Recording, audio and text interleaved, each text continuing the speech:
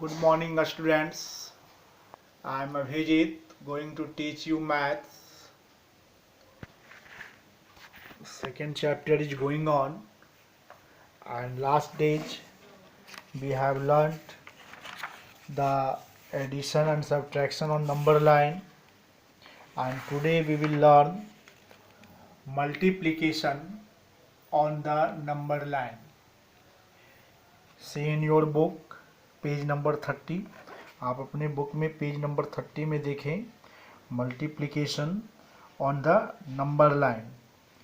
तो यही हमको सीखना है. तो suppose there is a question.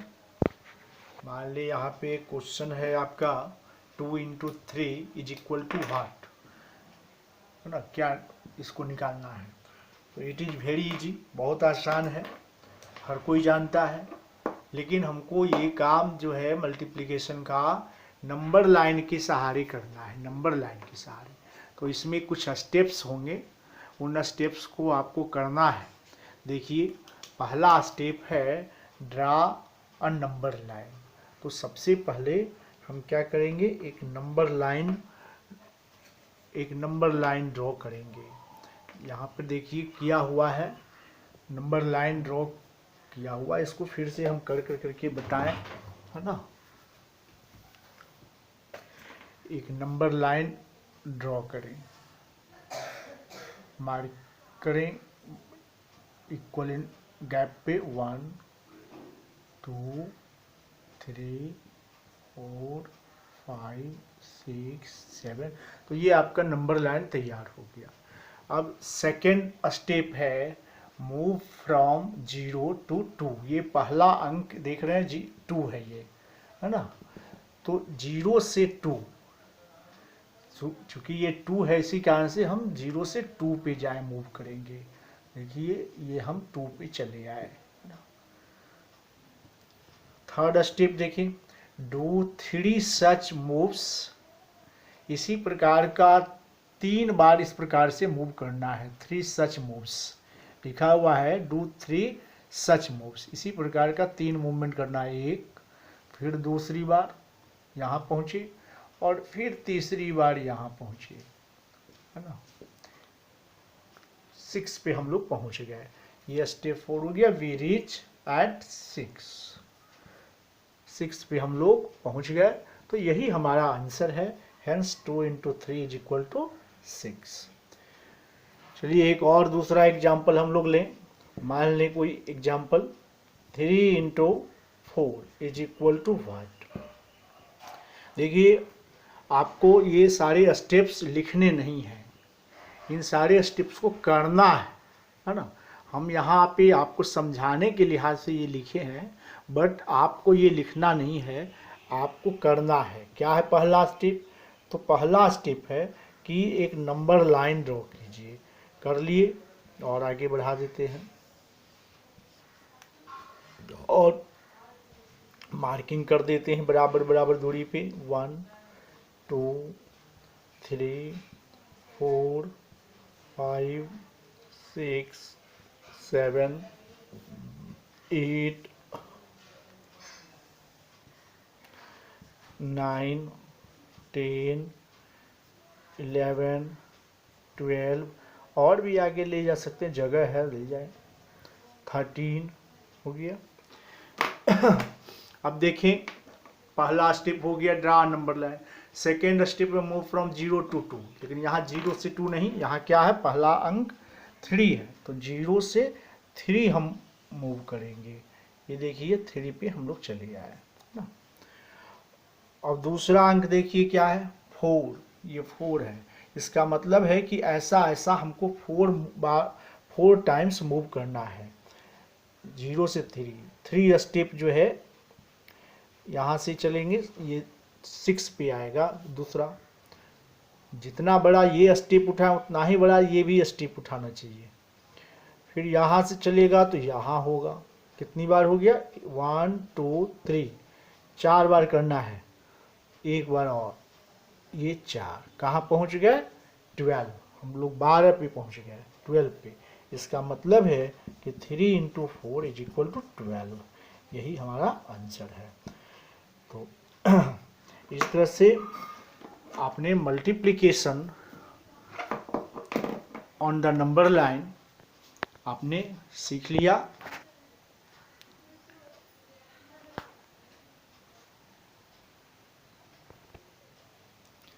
अब हम लोग कुछ प्रॉपर्टीज के बारे में जानेंगे, प्रॉपर्टीज ऑफ मल्टीप्लिकेशन।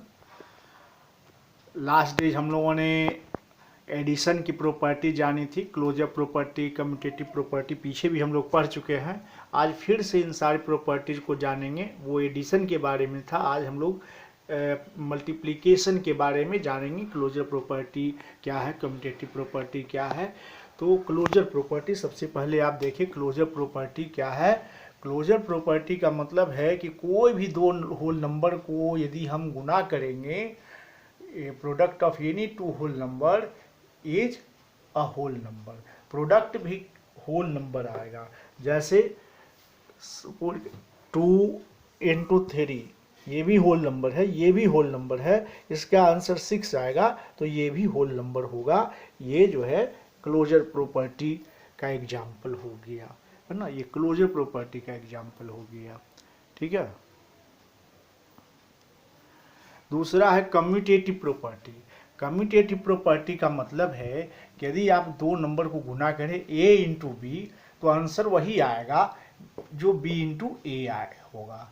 जैसे एग्जाम्पल यहाँ पर समझ लीजिए, मान लिया जाए कि 4 इंटू 5 भी 20 आएगा, 5 इंटू 4 कीजिएगा, ये भी 20 आएगा। तो ये कम्यूटेटिव प्रॉपर्टी का एग्जाम्पल है। तीसरा है associative property. Associative property, associative property में 3 नंबर्स होते हैं। 3 नंबर्स है a इंटू बी इंटू सी, लेकिन इसमें पहले a इंटू बी को गुना कर दिया, है ना, मल्टीप्लाई कर दिया, और उसके बाद c को मल्टीप्लाई कर रहा है। आंसर सेम आएगा, भले आप पहले b इंटू सी को गुना कर दीजिए और उसके बाद a को गुना करिए ना।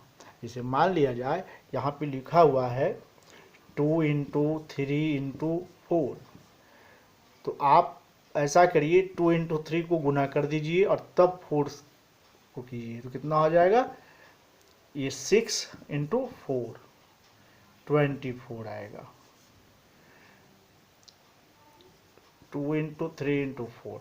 अब दूसरी बार आप ऐसा कीजिए, ये 2 इंटू 3 ब्रैकेट में है, यहाँ 3 इंटू 4 को ब्रैकेट में कर दीजिए और तब कीजिए, क्या होता है, 2 इंटू 3 इंटू 4 हो गया 12, 24, इधर भी 24, ये भी 24। तो ये जो है एसोसिएटिव प्रॉपर्टी का ये एग्जाम्पल है ना। ये जो एग्जाम्पल हमने दिया वो प्रॉपर्टी ये है, एसोसिएटिव प्रॉपर्टी का एग्जाम्पल है।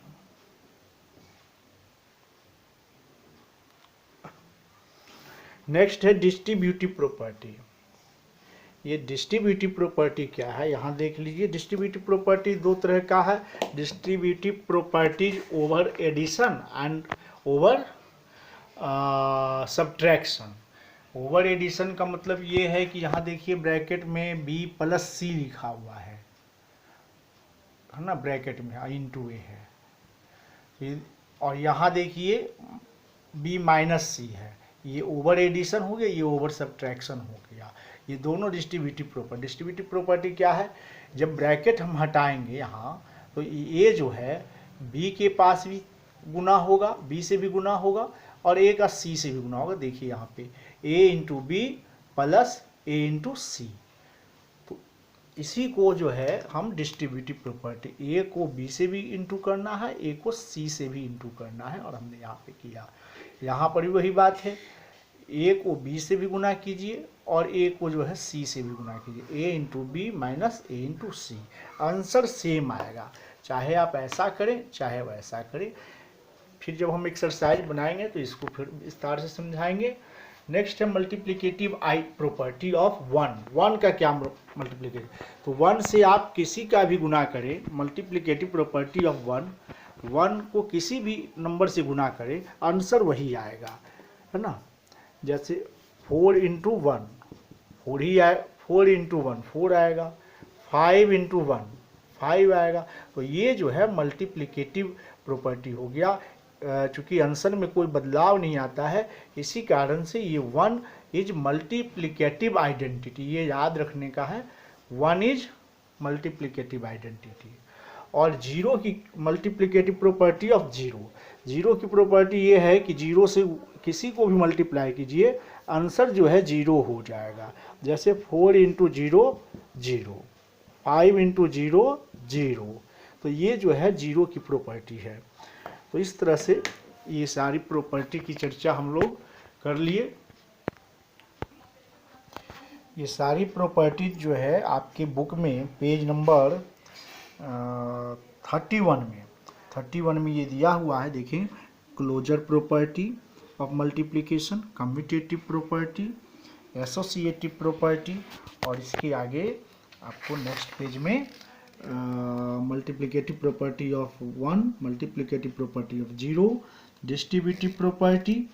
तो ये सारे प्रॉपर्टीज है, आप लोग इसको देख लेंगे, है ना। और अब हम लोग एक्सरसाइज 2.2 को कोशिश करें बनाने का।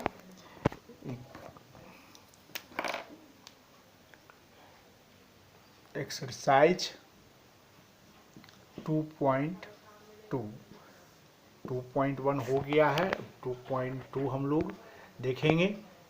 पहला क्वेश्चन है, फर्स्ट का ये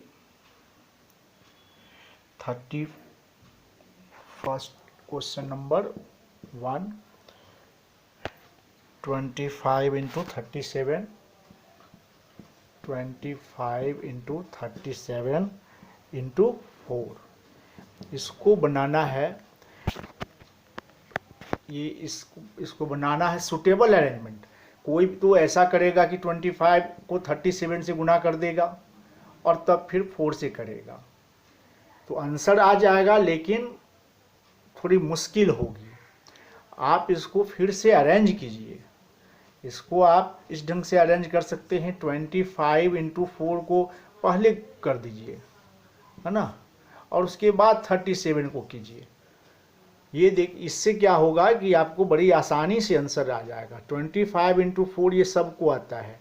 25 इंटू 4 100 इंटू 37 इंटू 100। इसको करने के लिए किसी को अलग से गुना करने की ज़रूरत नहीं है। 37 को 1 से मल्टीप्लाई करेंगे, 37 आएगा, और ये जो 2 जीरो है इस पर इसको लिख देंगे, आंसर आ गया।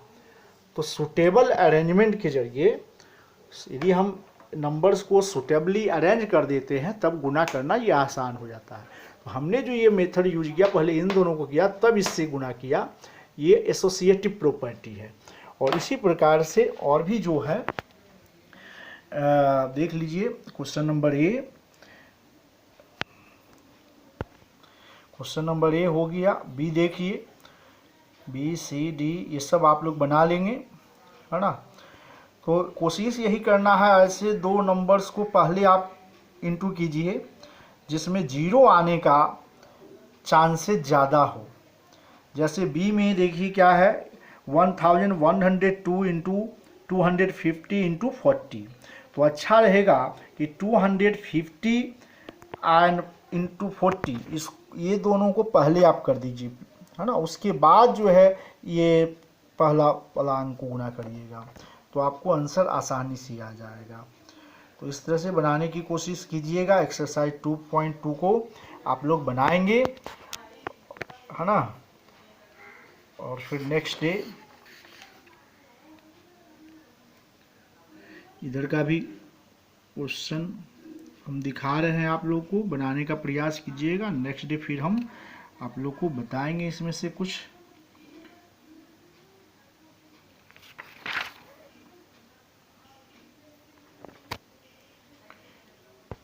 आप लोग होमवर्क बनाइएगा। एक्सरसाइज 2.2 का क्वेश्चन नंबर 1 to 4 बनाने का काम करिएगा। आगे फिर बताएंगे। It's okay, thank you.